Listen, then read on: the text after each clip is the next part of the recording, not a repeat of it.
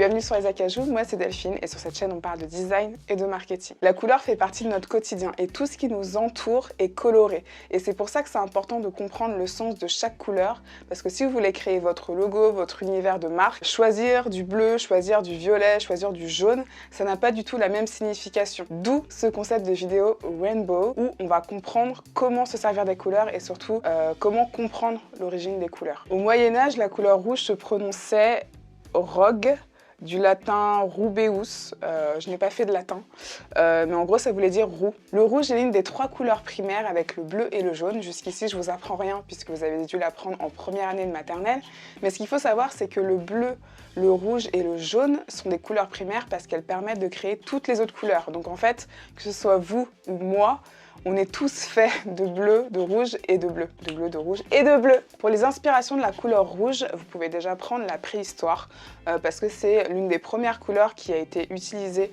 sur, on peut appeler ça des fresques dans les grottes préhistoriques. Et ensuite dans la nature, c'est forcément les fleurs, les fruits, mais également le sang qui représentait vraiment la couleur rouge. Pour moi, le rouge, c'est vraiment une couleur qui est caractérisée par deux univers complètement distincts, voire opposés, parce que vous avez le côté positif, où en fait le rouge représente l'amour, la passion, tout ce qui est un petit peu dynamique, chaud, vif. Et après, vous avez le côté rouge, qui est vachement autour du danger, de l'interdiction, l'horreur, le sang, enfin voilà, vous avez ces deux univers-là qui s'opposent, et du coup le rouge a ce double emploi-là. Et je dirais même que le rouge a ce côté d'engagement, de permanent, voire d'indélébile vraiment. Quand vous choisissez le rouge, c'est que c'est quelque chose d'hyper impactant. Et le rouge aussi représente ce côté exceptionnel, par exemple les fêtes ou qui est spécial. Et bien sûr, pour des marques comme Coca-Cola, YouTube ou encore Netflix, le rouge est censé représenter quelque chose de positif, quelque chose d'avenant, quelque chose de fédérateur. Et je trouve que c'est justement paradoxal pour une couleur qui est aussi extrême. Après, le rouge n'est pas seulement le rouge, c'est comme toutes les autres couleurs. Vous pouvez pas juste dire « je prends le rouge ». Vous avez toutes sortes de petites nuances qui fait que le rouge est une couleur extrêmement riche. Si vous choisissez un rouge plus coquelicot, un rouge framboise, un rouge corail, un rouge un petit peu plus violeté, bordeaux, etc., le rouge a tellement de nuances que selon la nuance que vous allez choisir, ça ne va pas exprimer la même chose. Et le rouge que Coca-Cola, Netflix et YouTube ont choisi, c'est justement un rouge vif qui est intemporel et universel en fait. C'est un rouge qui représente le dynamisme, qui représente la jeunesse, qui représente l'urgence aussi.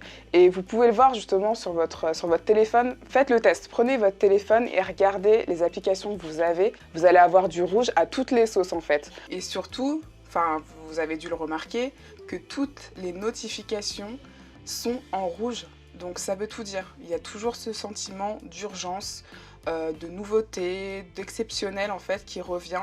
Et même Instagram a récupéré justement ce petit rond rouge pour le mettre sur IGTV et pour vous montrer que y a des nouvelles vidéos qui sont disponibles.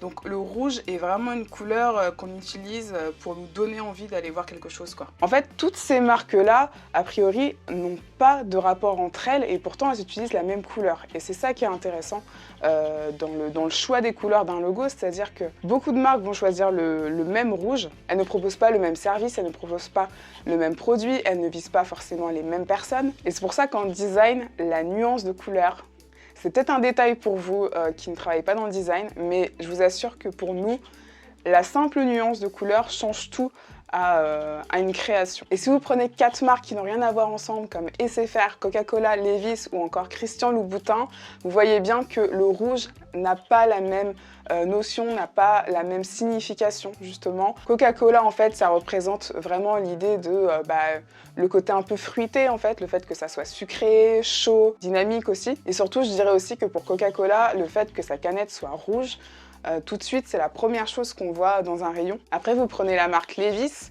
qui a un rouge beaucoup plus bordeaux, comme je vous l'ai expliqué, le fait que ça soit une marque qui soit assez ancienne, qui soit sur son histoire, sur son savoir-faire. Et ensuite, vous prenez Christian Louboutin, qui est notamment connu pour les semelles de ses escarpins rouges. Et lui, c'est un petit peu comme Coca-Cola, c'est-à-dire que lorsqu'on voit une très belle paire d'escarpins avec la semelle rouge, tout de suite, on se dit que c'est Christian Louboutin. Et une marque comme Suprême, qui a vraiment la couleur rouge comme marque de fabrique, de streetwear, c'est une marque qui a envie d'être vue, c'est une marque qui a envie d'être un petit peu collée un peu partout, que ce soit ou dans la rue ou sur ses vêtements avec le box logo. En fait, il y a vraiment cette idée-là de plaque rouge qu'on va inscrire partout et qui vont nous rappeler directement la marque.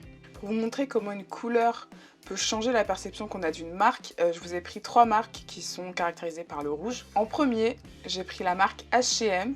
Donc en fait, vous partez sur la vectorisation du logo pour pouvoir le changer comme vous le voulez sur Illustrator. Et donc après, je suis partie sur une couleur de rose fluo, parce qu'en fait, c'est totalement à l'opposé de la marque H&M, et on voit bien que quand on voit une marque avec un rose aussi pétard, ça nous envoie pas forcément une bonne image. On a l'impression que c'est un truc un peu festif, féminin, mais dans le mauvais sens du terme. Vous voyez ce que je veux dire?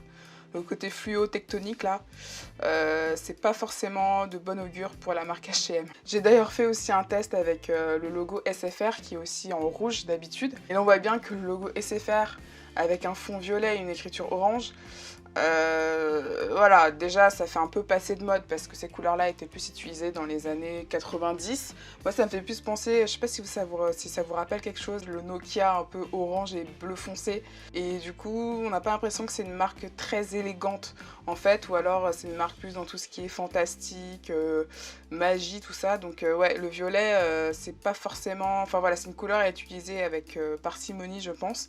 Et là vous voyez avec les 3 logos, que finalement, entre H&M, SFR, Netflix, si on ne savait pas ce que c'était à l'origine, voilà. Pour finir cette vidéo, mon conseil, si vous ne savez pas choisir quelle couleur pour votre marque, demandez conseil à ceux qui savent le créer, tout simplement. Des personnes comme moi, des personnes plus dans la communication, dans le marketing, etc. Parce que c'est important, si vous choisissez la mauvaise couleur, vous pouvez renvoyer le mauvais message et du coup ça ne peut que mal se passer en fait. Voilà, merci d'avoir regardé ce premier épisode de Rainbow sur la couleur rouge. J'espère que ça vous aura plu. N'hésitez pas à me dire si vous souhaitez que je parle d'une couleur en particulier, parce que bien sûr tout le monde a sa couleur préférée. Et la couleur est vraiment un élément central de mon métier, parce qu'à l'origine je suis graphiste et après je suis devenue directrice artistique.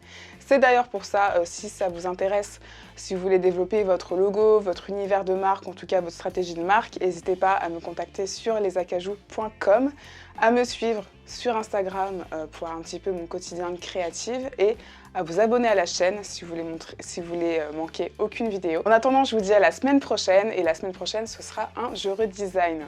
C'était Delphine de la chaîne Les Acajou. Salut!